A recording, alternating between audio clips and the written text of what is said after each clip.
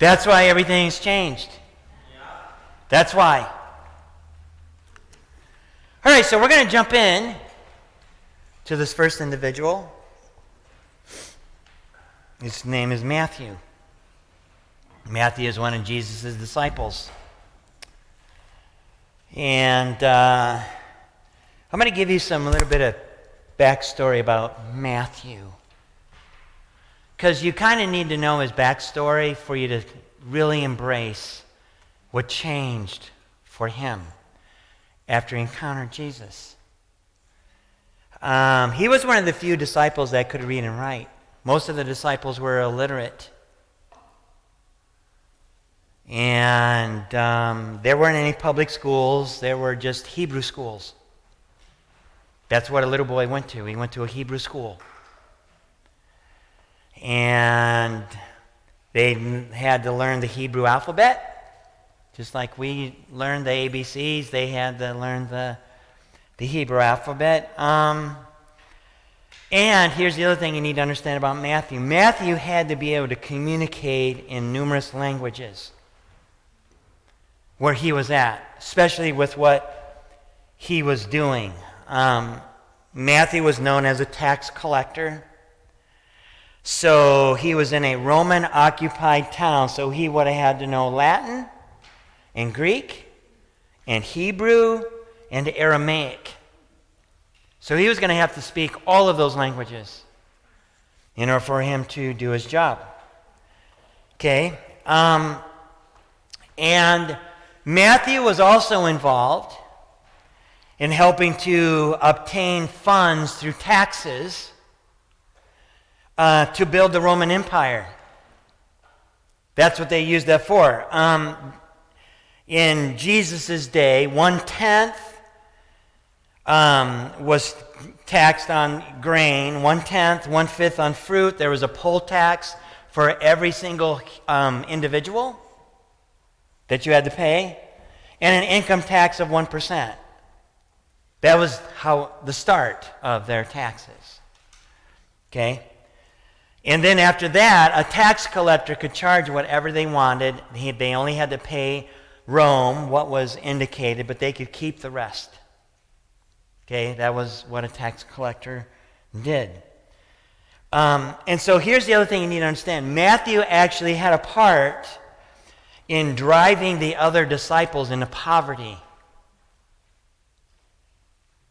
That's what was part of what happened as a result of what he did.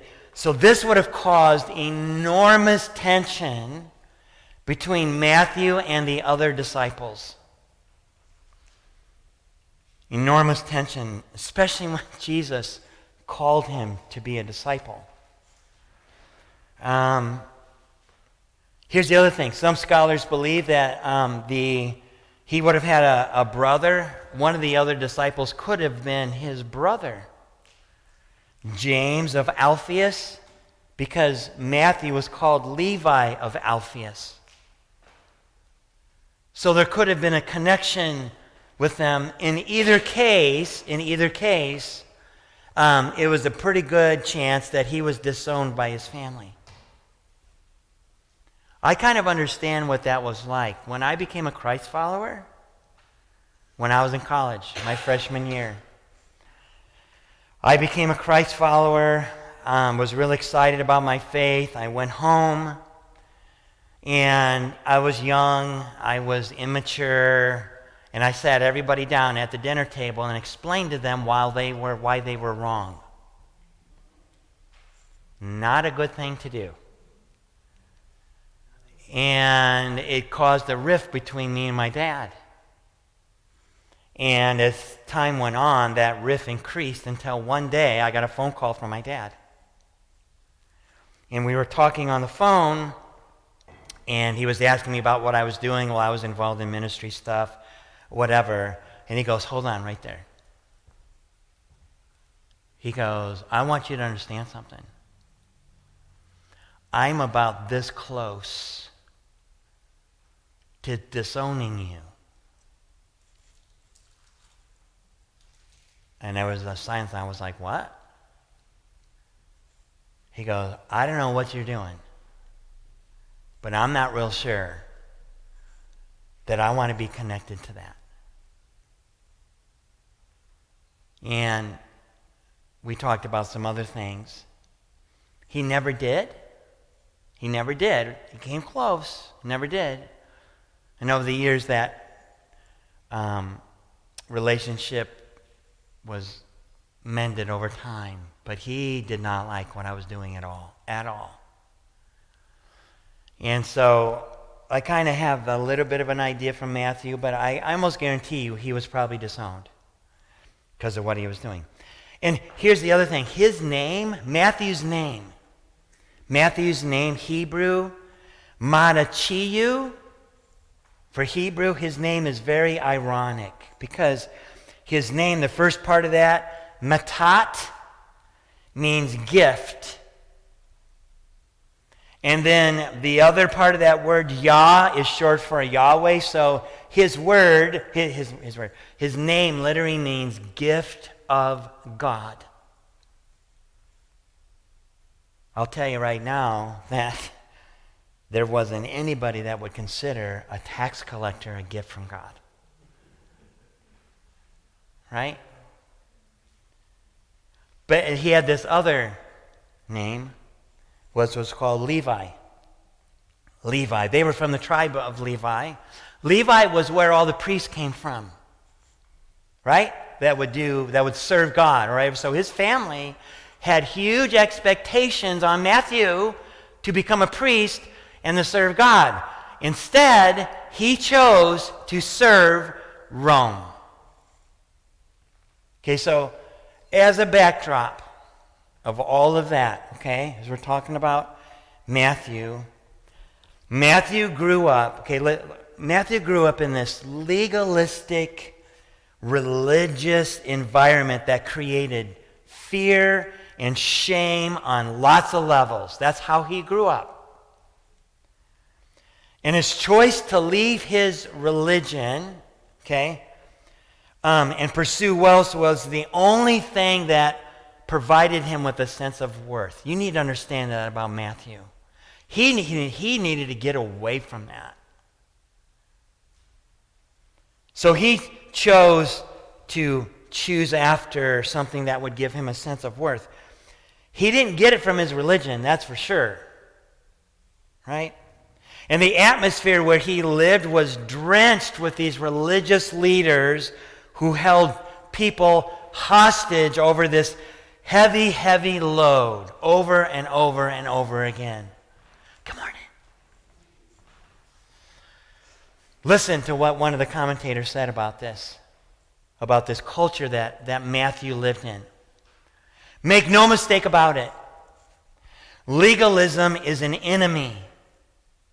Legalism isn't a well-meaning but misguided friend, but rather an aggressive opponent to the life of joy, the walk of faith, and the liberty in Christ. Legalism is a thief, stealing our freedom from us and robbing us of spontaneous joy. Legalism is a bully. It's intimidating all those who don't know how to defend themselves. It is a grim-faced, guilt-giving, self-appointed judge who indicts and pronounces shame and condemnation on all those who refuse its ridiculous list of non-biblical rules and man-made regulations. Every single day, that's what Matthew felt. That kind of condemnation. Family members, church leaders, from neighbors, he felt it everywhere. That was Matthew. So he developed relationships and friendships with other tax collectors. Right? He had to say goodbye of any chance of being part of his family or his God. Long ago. That was Matthew. But then, something takes place. And what Matthew didn't know, what's true of all of us, Okay? And it's this. This is the one thing I want you to get this morning. It's this. God knows my past and is ready to step into my present and change my future. God knows my past. He's ready to step into my present and change my future. So that's where Matthew was for years. And then he encounters Jesus. Watch this clip. The moment he encounters Jesus. Here we go. Watch this. The mother of a son with talent like yours should be proud. She's ashamed of that I could use a talent that God The mother of a son with talent like yours should be proud. She's ashamed that I could use a talent that God gave me against God. Next. You're good at something. You found a way to make a living doing it. It's that simple. Must be nice to live in a world so simply We ordered. live in the same world, Matthew. Next. Besides, what else are you going to do with a mind like yours?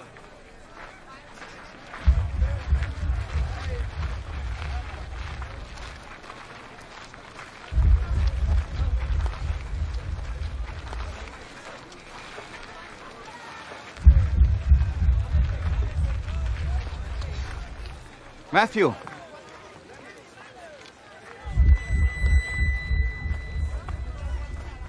Matthew, son of Alphaeus!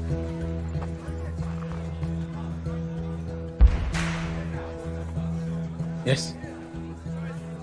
Follow me. Me? Yes, you. Whoa, whoa, whoa, whoa. What are you doing? You want me to join you? Keep moving, street preacher. Do you have any idea what this guy has done? Do you even know him? Yes.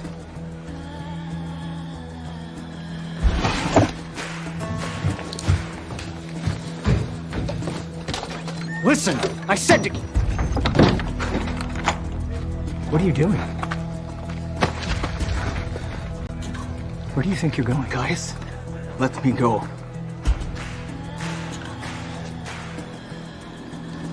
Have you lost your mind? You have money. Quintus protects you. No Jew lives as good as you. You're gonna throw it all away. Yes.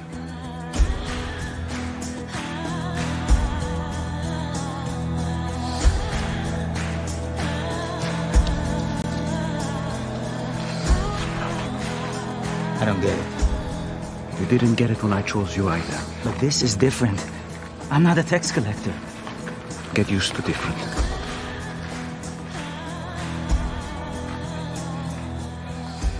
I'm glad we passed by your booth today, Matthew. Yes. Shall we? We have a celebration to prepare for. You will regret this, Matthew. What's the tablet for? I grabbed it without thinking. You can put it back. No, keep it. You may yet find use for it. Where are we going? A dinner party. I'm not welcome at dinner parties. Well, that's not going to be a problem tonight. You're the host. Matthew chapter 9. Starting in verse 9, listen to what this says. As Jesus was walking along, he saw a man named Matthew sitting in his tax collector's booth. "Follow me and be my disciple," Jesus said to him. So Matthew got up and followed him. Later, Matthew invited Jesus and his disciples to his home as dinner guests, along with many tax collectors and other disreputable sinners. But when the Pharisees saw this, they asked his disciples, "Why does your teacher eat with such scum?" I have a friend of mine who has a church. It's called Scum of the Earth Church. When Jesus heard this, he said, "Healthy people don't need a doctor, sick people do." Then he added, "Now go and learn the meaning of this scripture. I want to show you mercy, not offer sacrifices. For I have come to call not those who think they are righteous, but those who know they are sinners. Okay, so in this one passage right here, in this passage, we're going to observe some very clear changes that take place with Matthew. Last week we talked about instantaneous, ongoing, and eternal transformations. Okay? There are some instantaneous and some ongoing transformations that take place in Matthew. All right? First one has to do with Matthew's response to follow Jesus immediately. Remember where Matthew was at? He thought he was disqualified from God forever. He was never going to be able to connect with God, let alone have a rabbi walk up to him and say, I want you to be my disciple. It's no wonder that Matthew went, yeah, I'm out of here. Immediately. He did not look back. Some of us here, some of us had gotten to the point in our lives by the time when we encountered Jesus for the very first time, we were done. We were running. It was exhausting. And then all of a sudden we heard for the very first time, oh yeah, guess what? You don't have to get cleaned up to take a bath. You can come to Jesus the way you are. He's ready for you. Just the way you are. That was Matthew. Matthew's view of himself started to change. His view of himself started to change because before his encounter with Jesus, he would have never felt worthy to be invited by a rabbi. He would never have even thought about having a rabbi in his house. Are you kidding me? Let alone invite his friends over to his house when the rabbi was there? No way. Wouldn't happen. For the first time in his life, for Matthew, for the first time, his past didn't matter. It didn't matter. His label could be rewritten. Everyone here, we all walk around with a label. Every one of us. Whether it's self-imposed or it's a label that we allow other people to write for us. Failure, addict, alcoholic, angry, not good enough, hopeless, unlovable, loser, ugly, stupid. Right? Okay, I put a label in your program jacket. I want you to pull it out. Okay? There was a little label in there. And you'll know what side to write on because there's, writing on the back side, so don't write on that. But I want you to take out that label. I want you to take the label out. We're going to use this in a second. Not yet, but I want you to take that out. And I want you to write on that label what label that was that you had before Jesus. Or maybe it's a label that you still have. When you look in the mirror, this is the label that you have on yourself. So, I want you to take just a minute or so, write out that label, okay? You don't have to put your name on it, just write the label out, okay? We're going to get back to that in a second, okay? I grew up with a few of those labels. When I grew up, all my brothers were skinny. I was not. From birth. My grandmother used to take me to JCPenney and get Huskies. They were for Husky kids. Okay? All my brothers had black and brown hair. I did not. I wore glasses from the age of 7. None of my brothers wore glasses. My poor mother with my glasses. I did this twice. I took my glasses off when we were playing in the yard, put them on the trunk of the car, and she would drive off with them. I did it not once, but twice. Okay? I had freckles. They did not. Sometimes I was like, was I adopted here? I'm really different than you guys. Okay. I was the brunt of my mom's anger towards my dad. I've talked about that before, right? So much of my mom's physical abuse that by the time I was in high school, the label that I wore was defective. That was my label. Defective. Charlie Brown and I were like this. I'll tell you. Right? When you have a label like that, it affects everything in your life. That was true of Matthew. He had a label. It affected everything. It wasn't until I had an encounter with Jesus that label began to be rewritten. It was the same for Matthew. His label had defined his life. It's no wonder the moment when Jesus said, Matthew, son of Alphaeus, I want you to follow me. It's no wonder when he said that, Matthew's thinking, oh my gosh, you mean I can have a different label? My label can be different. I'm going. I'm going. And it's no wonder he wanted to throw a party. Because he's like, if my label can be rewritten, maybe my friends' labels can be rewritten too. So I'm going to invite them.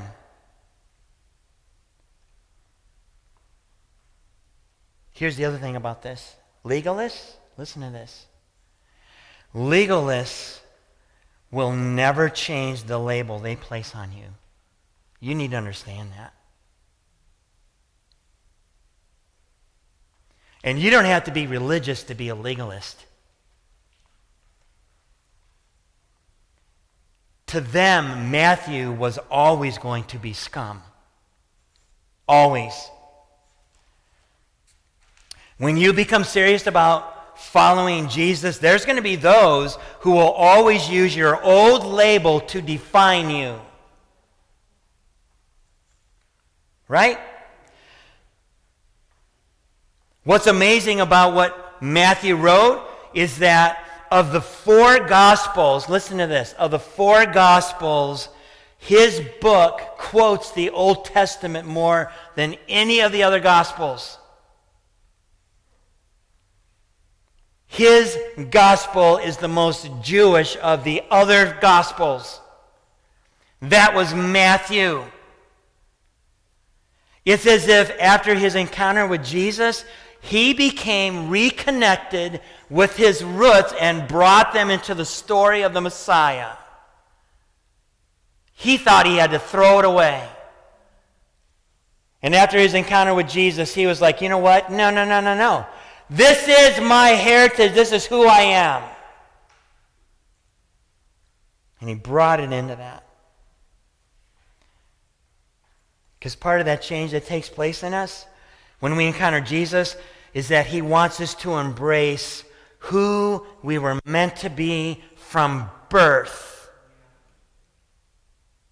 Because when you are born, it says in Psalm 139 that he wove you in your mother's womb. He knows you inside and out.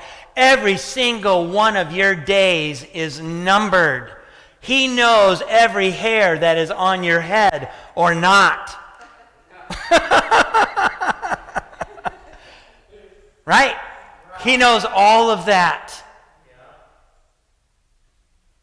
Matthew had convinced himself that he no longer was able to be who God had made him to be. He was wrong. He was wrong. He was going to reconnect. Just like we can reconnect with the gift and talents that he was given, and we can glorify God and impact others with it. And then the fourth part in this passage is Jesus' response when the legalists said, "Why are you eating with the scum?" His response tells us why Matthew and every single one of us needed a change. Listen to how the Message puts Matthew 9, verses 12 and 13. Says this: Jesus, overhearing, shot back, "Who needs a doctor, the healthy or the sick? Go figure out what this scripture means. I'm after mercy, not religion. I'm here to invite outsiders, not coddle insiders." We needed a change. I needed a change. Matthew needed a change. Right? Because we're all outsiders before Jesus. It says in the book of Colossians, we're far away. We're God's enemy. We're separated from God. But when Jesus comes on the scene, we're now reconnected. He moved from outsider to insider. He moved from feeling disqualified to being adopted. We're adopted. Once he encountered Jesus, he became part of God's family. Listen to some of the things that changed for Matthew. His label changed. His label changed from outsider to insider. Right? His view of life changed from greedy and selfish to giving of others and thinking about God's kingdom. Right? His view of God changed. His view of God was this bully, shaming-induced deity to a merciful, loving God. His purpose changed from glorifying himself to glorifying God, and his future changed. Living without hope to a guaranteed future with God. All right, so we're going to do something here. All right, you guys have written some things on that label. Okay? We're going to play a song.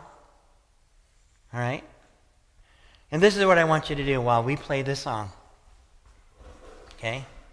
You're going to come up here, and I'm going to keep this facing this way for right now. Well, during this song, while it plays, I want you to come up and peel off that label, and I want you to stick it on this board and go sit down. Okay? While this song plays.